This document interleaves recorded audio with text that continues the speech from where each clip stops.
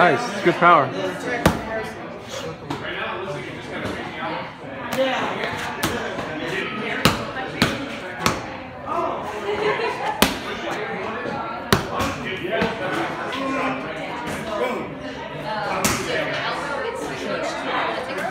My goal here is not to inundate you with a bunch of techniques. It's to take 3 techniques and do them a lot. All right, to where you can eventually feel that power and feel that leverage coming through. So the third one is the knee. You notice we're not getting into kicks. You know, we're not getting into cross, weed, boom, boom, boom, boom, boom. You know, that's the kind of stuff you'll spend, if you train consistently, you'll spend months and years developing. But our goals for today are like, what can we really accomplish? What foothold can we get where we can really hold on to it and not lose it? As far as what I can teach you and what you can take out of here with you. And that's a good, it's called a cross. The rear hand straight punch is a cross. It's so named because it crosses the line of the other person's jab. And then the elbow, which is again is part of, you can even do it on these. So it's a very satisfying impact to get from that. And then you have the knee. So from here, you could throw a knee from out here and just do this. That's fine. You can reach with it and you can hurt somebody. But when knees are really most effective is when someone grabs you or you grab them. So the idea is when you grab somebody, you pull them into the knee. I put the knee, the leg in the rear position, and I'm going to grab him on the neck and the shoulder. And I'm actually pulling him. It's sort of like 2 trains running into each other. It's a much bigger collision when we're both moving into each other. So I'm going to grab him and throw a hard knee right up the center. These are very thick shields, so you can really navigate up, penetrate it with that knee. Hard. All right, so then you can even back it up and go, okay, from here I can punch, I can elbow, I can grab, I can knee. You can even launch if you want to jump into it. All right? Put as much spirit and as much power as you want to. It's a very damaging blow. All right? Knees like that, they take the fight out of, yeah, like 250-pound guy. Any fighter who does it to another fighter is like, oh, okay, that's enough of that. And so, but the interesting thing, this is the big revelation, is that you have the same power in your hips and legs than anybody does. All right? It's an amazingly powerful technique. We're just going to throw it straight up the line. And I want you to grab the person and, there. The other thing I want to introduce is movement. We have a lot of room. So you can stand here to practice it, but then I noticed that Ty with, I forgot her name, Lori. They were moving around. He was like shoving her and she'd back up, she'd hit. That's good. That's what I'd like everybody to do, is move around. You're here, you move around. And you grab, boom, you throw a knee. But you get a little closer, raises it up, and elbow. And then, knee. So you can combine them. Elbow, knee. Punch, knee. Punch, elbow, knee. Okay, and then move in. All right, moving target, harder to hit, harder to grab. Hands are up, chin is down. I'm moving. I re-engage. All right, breathe out when you hit. From there, clench your teeth. Okay, let's try. Pretend I'm attacking you. Yeah, get it. Oh, yeah. Woo. Yes, that's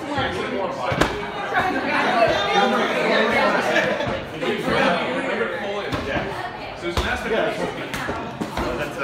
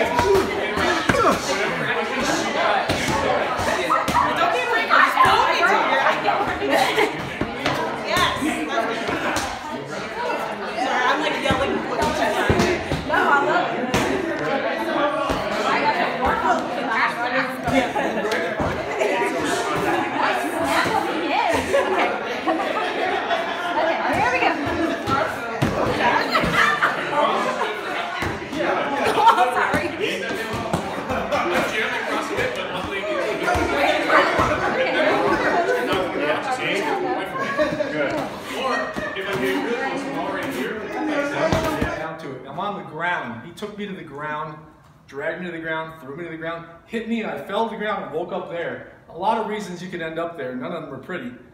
But from there, you got to fight. And we have, the first goal will be to try to get back up and get away. All right? I'm going to show you how to do that. But then the second goal, if you're not able to get up, is to be able to fight and to disable him on the ground. All right? And I've chosen for today, I've chosen 2 techniques. One is called the cross arm lock. You must do it very carefully because even without trying, you can break someone's arm like a twig. All right? It's very easy to break someone's arm with this technique. Your body is so powerful. You use all that against their isolated limb. And a lot of people say, I don't have the stomach for that. People in here spar at this full force. Nobody gets hurt. Because there's this idea, and I want you to know this up front. When your arm is extended, you tap 3 times hard on their body or your body where they can hear it. Or if you can't do that, on the mat. All right? And that's when they let go. So you're safe. So what happens is, we're going to do two segments here where one is about defending against punches and the other one is about hurting this guy. All right, so Ty has me on the ground and he might already be in my guard, all right, kneeling, or he might be to the side like this. And he might be over me like this or even down on his knees. In either case, I want him in my guard. So if he's over here, I'm going to put my hands on his shoulder and hip. And I'm going to face him, I'm going to move my hips away to create enough room for this knee to come through and for me to put him in the guard. This is what we call the open guard, and this is the closed guard with my ankles crossed. Now from here, let's say he tries to hit me, all right? If he tries to hit, I need to move my head. I can move it to either side. What we want to do tonight is move it this way. I move this way, and I'm going to reach over his shoulder and wrap the arm. And I'm going to grab his head and pull him in tight. If he's too close to hit me, he can't hurt me. Yeah. Okay? Then eventually he will pull his arm free, and now we're here again. I go away from the punch and over. This is called an overhook. Wrap the arm tight and close up. If I crawl my legs higher up on his body, then I'm heavier for him.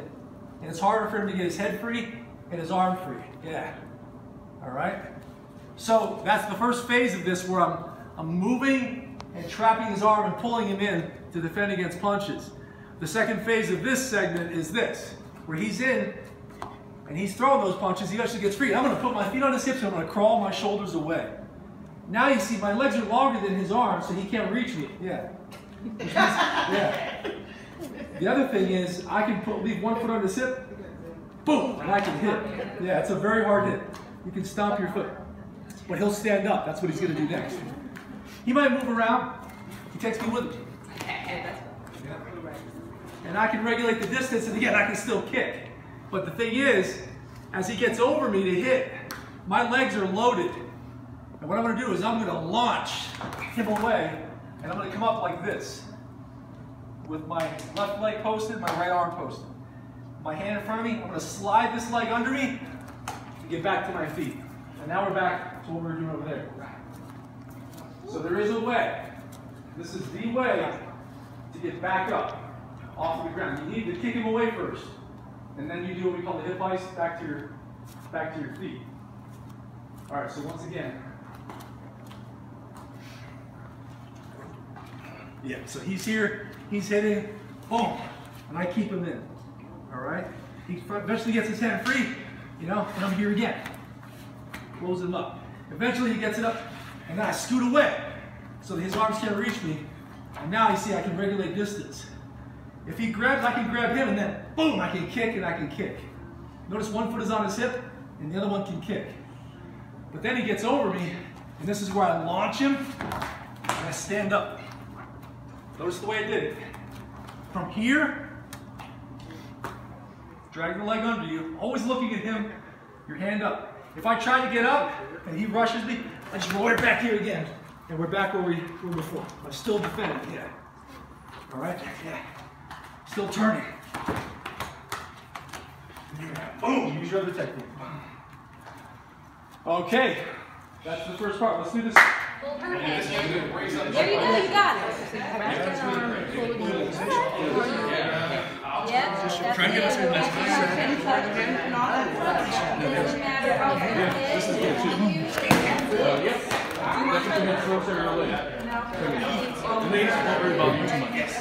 So then from there, break it out. I hit you here, but you just kick me. Damn, screw this. So if I'm going this way,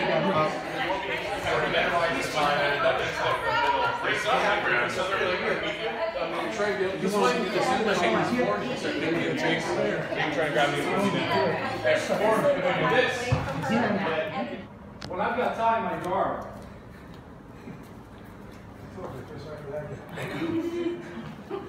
and he's here, he's kneeling.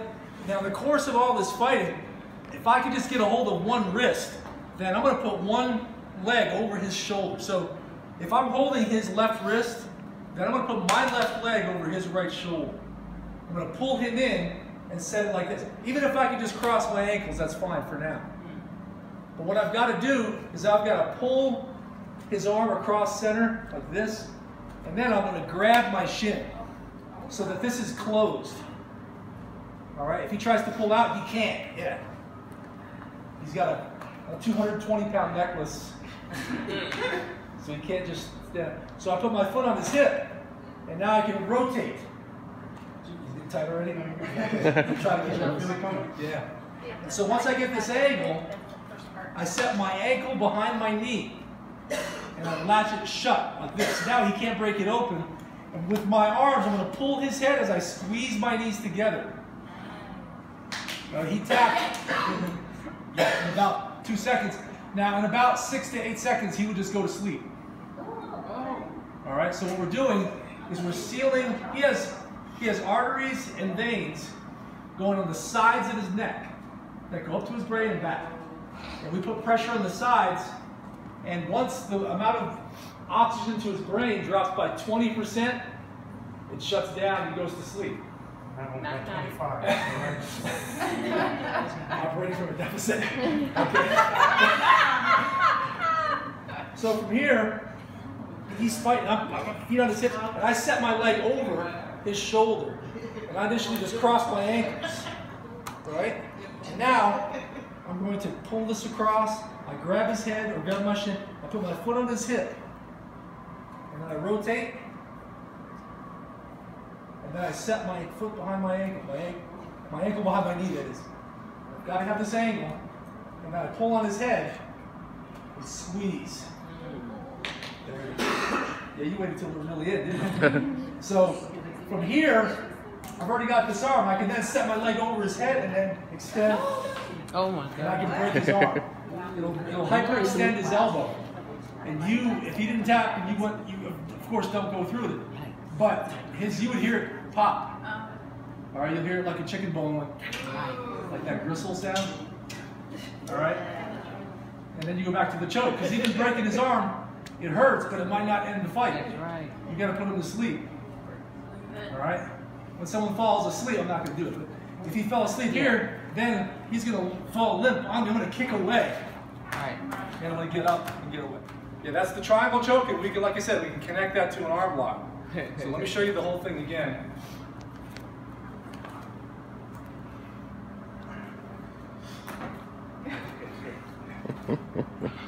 Okay, so from here, I'm just going to grab one arm and put my feet on his hips. Just hold on to this, and I'll set your leg over his shoulder and pull him in. All right? Left arm, left leg. Cross, then arm across, grab your shin, pulling him in. Foot on the hip, rotate. Close it up. Now 3 things happen. Squeeze your knees together, raise your hips, pull his arm, pull his head. Like that. All right? And like I said, it's an amazingly humane way, because you're not even hurting him. You're just putting. Some people are hard to knock out; they're easy to choke out, and you can just 8 seconds, they go to sleep, and then you're out of there. Using, I should stress, the power of your legs. And here's another thing too. Women have wider hips and more flexible hips, which means you're better at it than us. Anytime I've had women students in here, they were always better at guard work, better at triangle chokes, cross arm locks, because your hips are flexible and they're wider. All right, and so that means you're practically made to do triangle chokes and arm locks. All right, real advantage. Once I've got the triangle in, this leg goes over his head, and I'm squeezing my legs together. He can't pull his arm out. All right, and now I just grab it and I extend my hips, and it'll break his arm.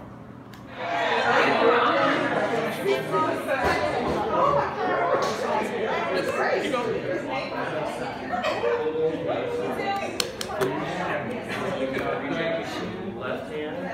Yeah, you can let this go and hold my hand. Yeah, that's good. No, walk your legs back up. Yeah.